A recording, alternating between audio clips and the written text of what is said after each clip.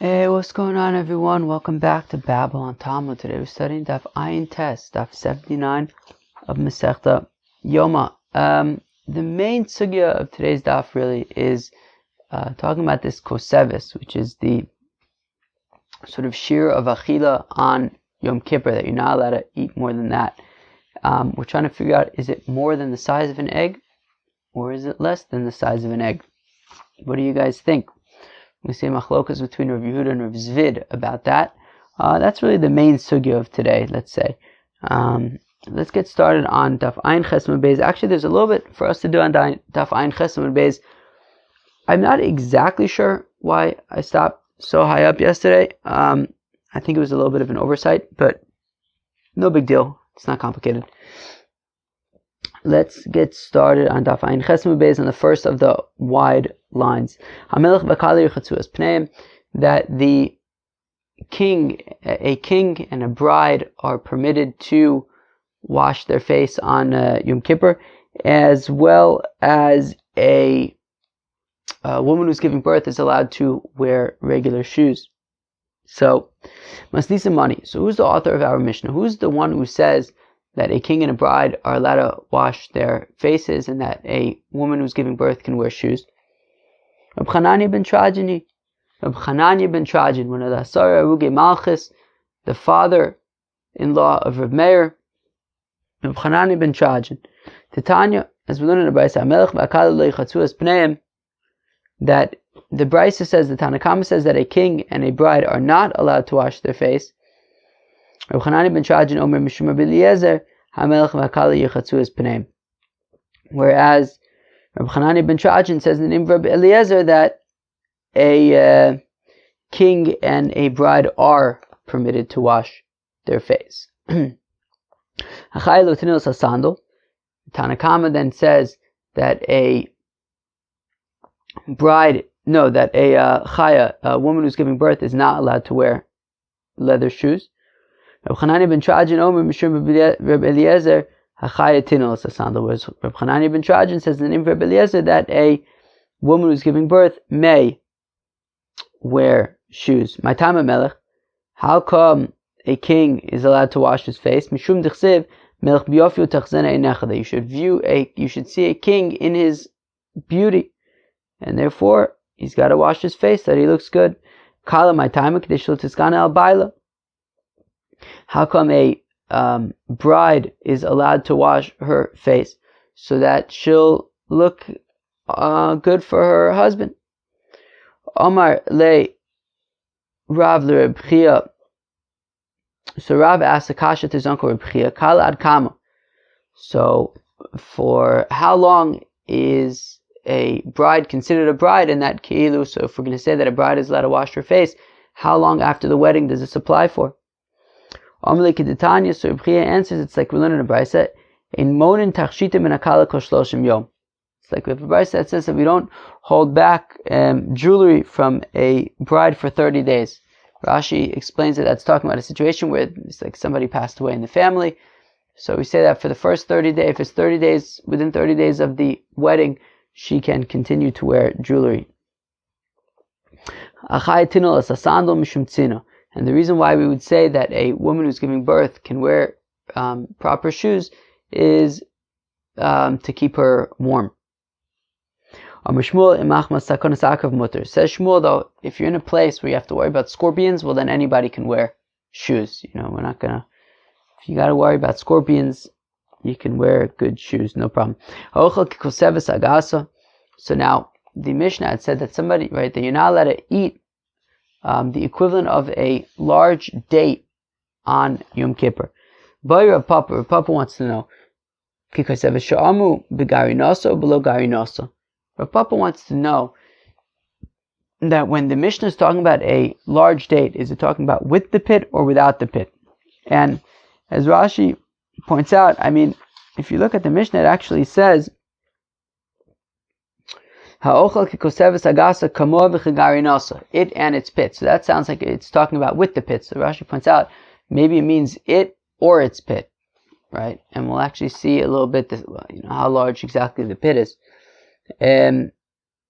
At least relatively speaking. So Rav Papa wants to know when the Mishnah talks about a date, is it a date with the pit or a date without the pit? What do you guys think? But Rav Ashi asks the question, Etzim kisar b'klipasa or below klipasa? Belacho b'yivesha. Rav Ashi wants to know that the halacha, that an etzim kisar is mitami b'maga umasa, that if you have a bone from a dead person, and we say that once it's the size of a barley kernel, so then if you touch it, you'll become tummy, or if you carry it, you'll become tummy. So, this barley kernel, are we talking about with its like husk around it, or without it? Is it talking about a moist barley kernel, or a dried out barley kernel?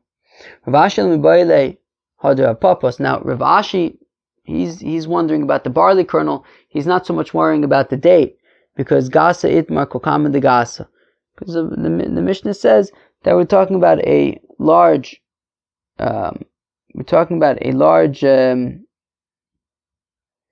date, and whatever it is, kilu with the pit, right? The whole thing.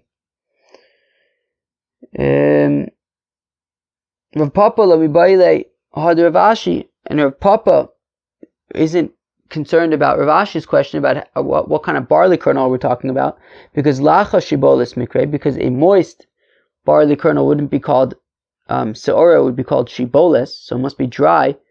Shlo b'klibasa av shlo mikre, and if it doesn't have a shell, it wouldn't be called shibolis, it would be called av shlo. So therefore, from the fact that we're calling it, it wouldn't be called seora, it would be called av shlo. So for the fact that we're calling it seora, it must be that it is dry, and it must be with the husk. Alright, got that? Good, let's go weiter. Omar Rabba Omar Rav Yehuda. So now Rabba says the name of Rav Yehuda, Koseves hagassa sham yiseri mikibeo. Oh. So says Rabba the name of Rav Yehuda that when we're talking about this Koseves hagassa, it's taka larger than an egg. It's larger than an egg. We have different shiurim. There's, we talk about kazayis, we talk about kibetza. Koseves is larger than a kibetza. It's larger than an egg size. And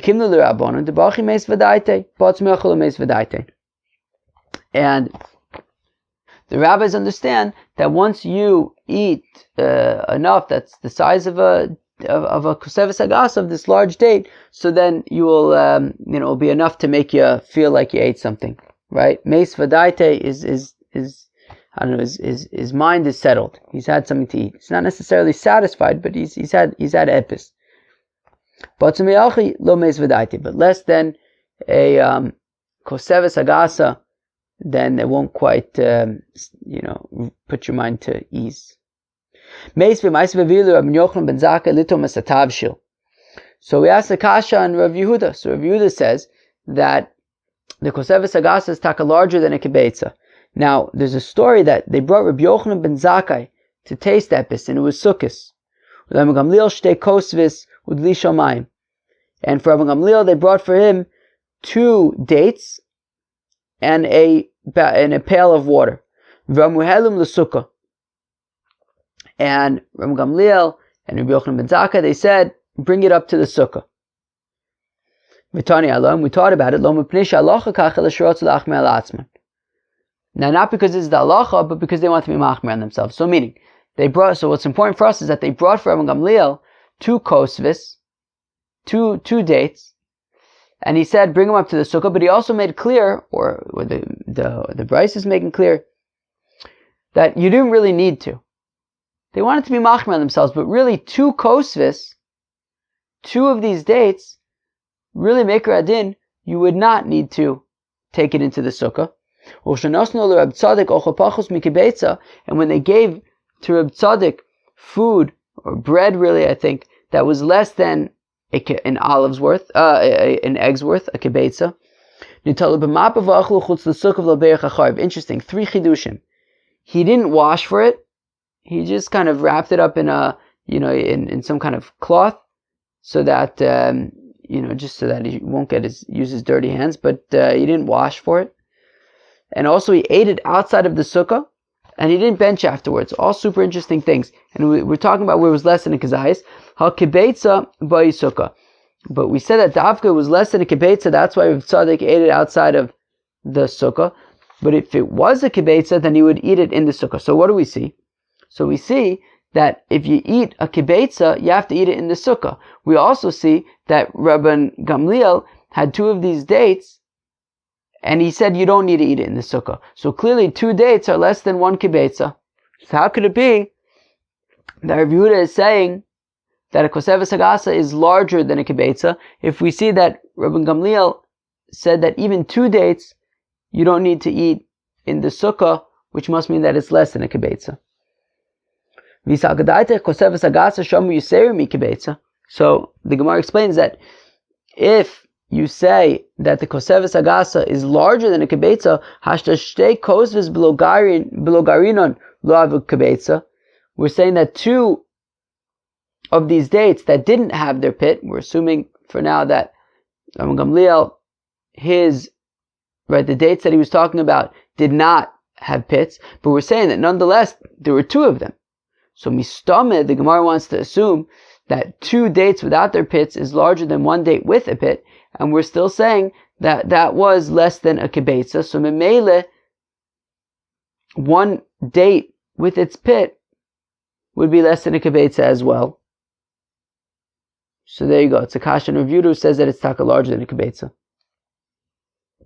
So Koseves hagassa v'garinosim yavu yiseri mikibetza, right? So if 2 dates without their pits is less than a kibetza, then certainly 1 date with a pit would also be less than a kibetza. It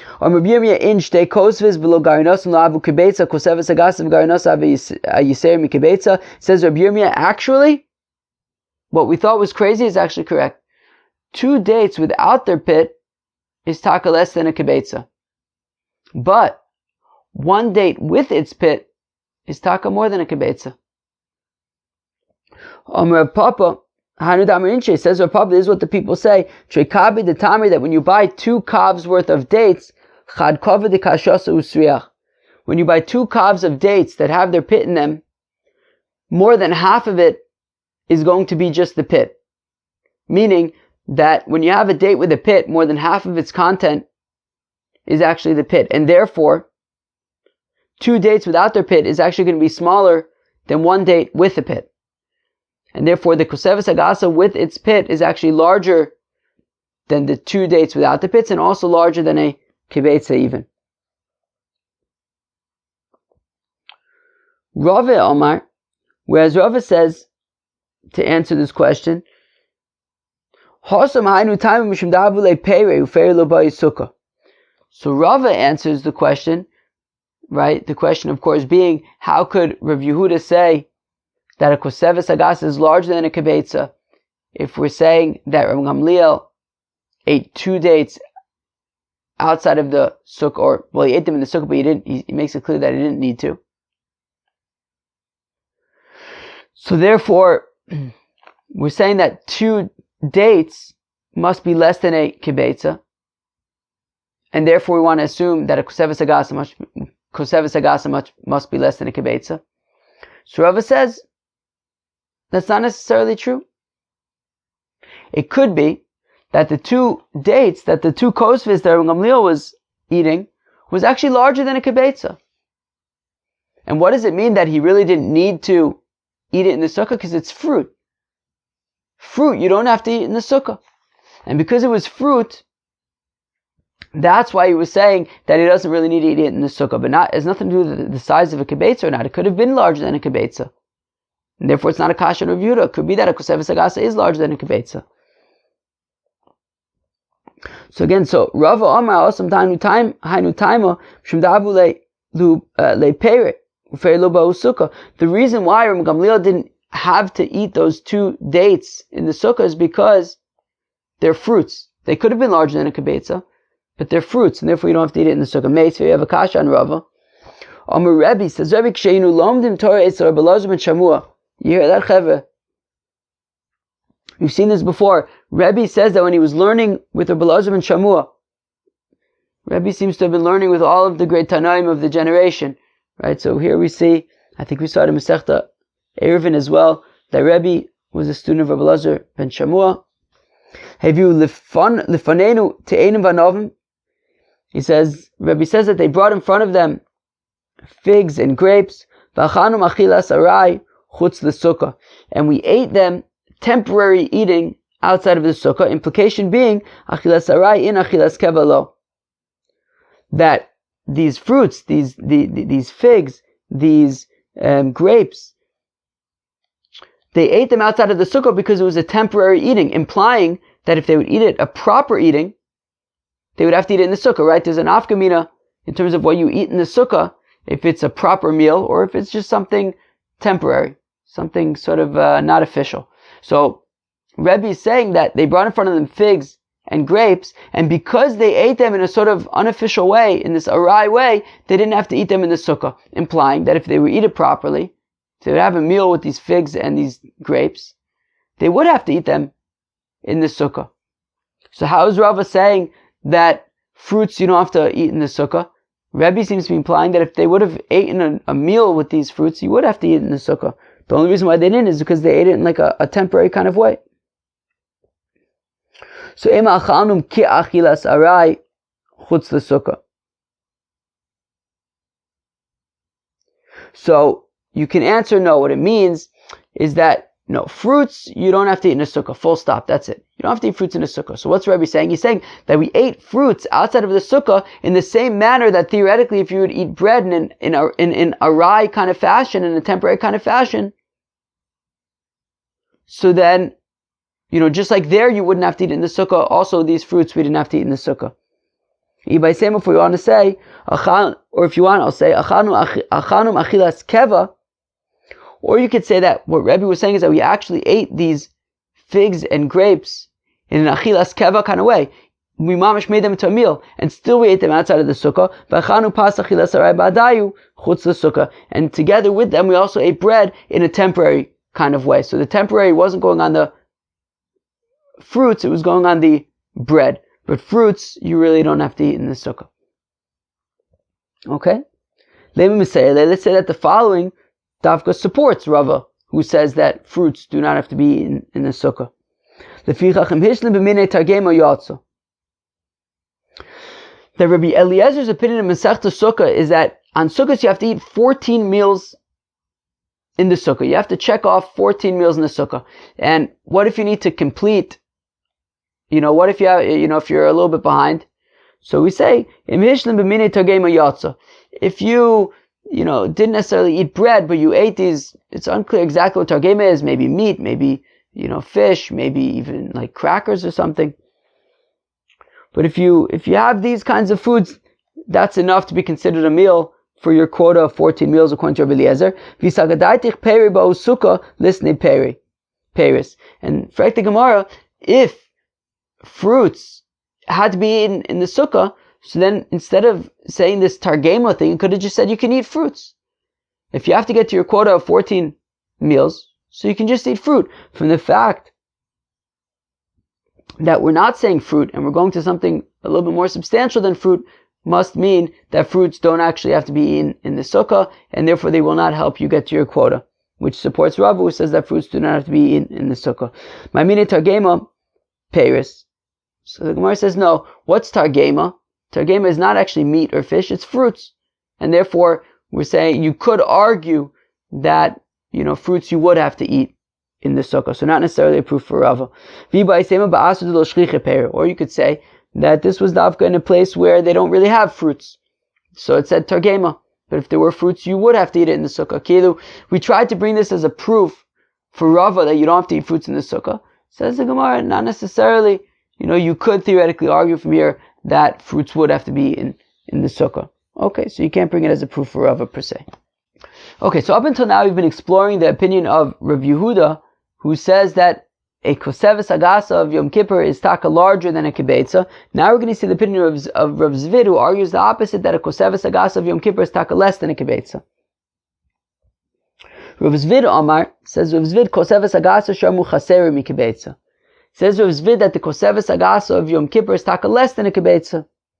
The Tanan, we learn in the Mishnah, Beishamai om suor b'chzayis chometz b'kikoseves. Says Beishamai that if you have suor, leaven, things that can make other things chometz, So that's more stringent than just bread that can't make anything else chametz anymore, right? Like a sourdough starter can make other things into bread, whereas bread that's already baked is not going to make other things into bread, and therefore seor is more stringent than bread, than actual chametz. So therefore, says Beis Shammai, seor bechizayis. So the when it comes to by Yirah and by Yimatze, by leaven, by seor, so it's a more stringent measure, which is a kazayis, a smaller measure. Chametz b'Koseves, whereas we're more lenient when it comes to chametz, and it's a larger measure of a Koseves, of a date.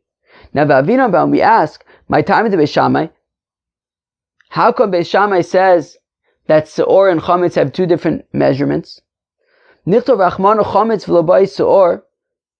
So the Gemara answers, well, because the pasuk could have just said chametz, we don't have to say leaven, we don't have to say seor. And I'd say, ma chametz she'en chimutzav kashe also b'chzayis, that if chametz, which is not going to make other things chametz, it itself is chametz, and we're saying that is aser, and if we were to say that that's aser and its shear is a kazayis, well then seor shechametz o kashe lo kol sheken. Well then I would say memele that seor, leaven, which can make other things chametz, well certainly that would also be aser. And then we would assume, okay, fine, so it's aser. What's the amount? Well, if we know that chametz is a kizayis, so then seor must also be a kizayis. Meaning, if it would only say chametz, I would be able to figure out seor on its own, and that would work with the shear that we know from chametz, which would be a kizayis, and we would say that seor is also kizayis. However, midipalginu rachmana limda lecha shiur shel zeh lo kishiur shel zeh. But from the fact that the Torah specifies both chametz and seor, it must mean that they have two separate amounts. And seor b'kizayis v'chametz b'Koseves.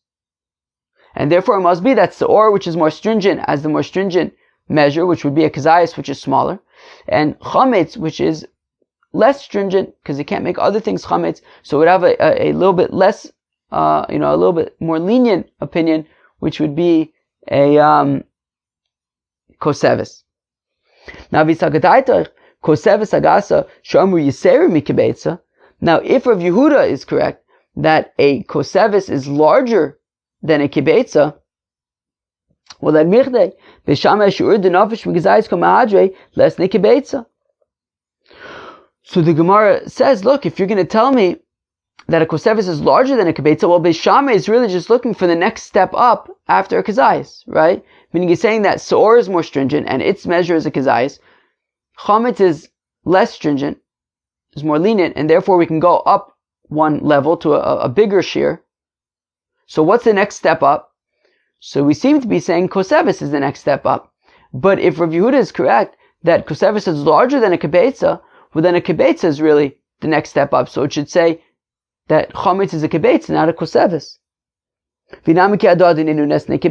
Or even if you want to say that a Koseves and a kibetza are the same size, well then say the kibetza because it's a more common shear than a Koseves. You hear kibetza, right? Tumas ochlin is kibetza. Koseves you don't really see around so much. So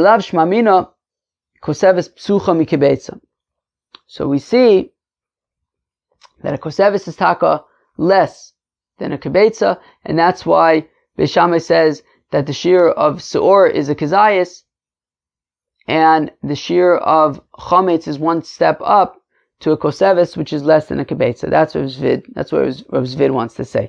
But now, Frekti Gemara Mimai. Tumul olam emalach Koseves hagassa she'amru yiser mikibetza. So it says the Gemara, one second. Maybe we're confusing two things. Beis Shammai over here, when it comes to chametz, is talking about a regular Koseves. He's saying that seor is more stringent and its shear is a kazayis, whereas chametz is more lenient and its shear is Koseves. But it's not a Koseves hagassa, it's a regular Koseves. And therefore maybe I'll say that sure, a Koseves is less than a kazayis, is less than a kibetza, but a Koseves hagassa which is the share on Yom Kippur, maybe I'll argue, it's taka larger than a kibetza. Right? Lo'olam emelach really I'll say to you, Koseves hagassa she'amru yiseru mikibetza. And then the Hagos Agra makes an amendment to the text. He says, right, the Gilyon Hashas is Rabbi Akiva Eger. He says, Hashlama pachos mikizayis, mikibetza. But if you have just a regular Koseves, it would be less than a kibetza, right? So you could make that distinction and say that Koseves hagassa is larger than a kibetza, whereas the regular Koseves, which is what Bishama is talking about on Pesach, is less than a kibetza.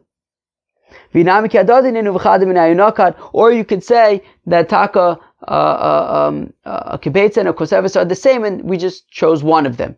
And the one that we chose was the Koseves.